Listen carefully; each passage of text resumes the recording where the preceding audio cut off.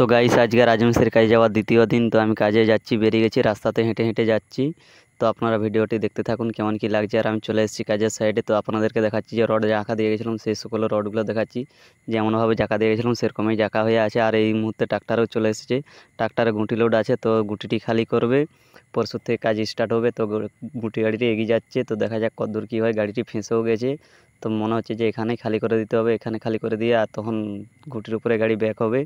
তো গাইস বহুত চেষ্টা করে লোড গাড়ি উঠছে না, এখানেই খালি করে দিবে। তারপরে তো গাইস আমি যে গাড়িটি চালাই সেই গাড়িটি এনে তুলবো। তো এখন আপাতত আমরা রোডের কাজ করছি, তো দেখা যাক দড়ির পড়ি আসু, তারপরে আমরা ট্রাক্টরটি নিয়ে এসে তুলবো। তো তখনকে আমরা রোডের কাজটা করে নিই, করে নেওয়ার পরে ওকে তুলে দেবো, ও চলে যাবে, আমরা আমাদের কাজ করতে থাকবো।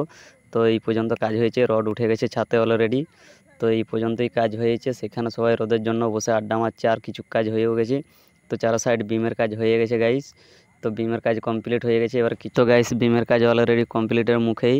তো কিছু কাজ আছে, কিছু কাজগুলো টুকরা কাজগুলো করে নেবো, করে নেওয়ার পরে বিমের কাজ শেষ। তারপরে তিরপল মারবো আমরা, তিরপল মারা হয়ে গেলে তো গাইস চারো সাইডে রড বাঁধা হয়ে গেছে। এই রড বাঁধাটি হয়ে গেলে তারপরে আমরা তিরপল মারবো। তো এটা চারো সাইড হয়ে গেছে, আর কিছু কাজ বাকি আছে, ওই কাজটি হয়ে গেলে হয়ে যাবে। তো গাইস এখন রড সোজা করা হচ্ছে, রডটি সোজা করা হয়ে গেলে আর এদিকে আমরা তৎক্ষণকে তিরপল বেঁধে রড বিছিয়ে দিয়েছি। তো গাইস আজকের মতন এই পর্যন্ত এই ভিডিওটি, গতকালকে আরও আপনাদেরকে দেখা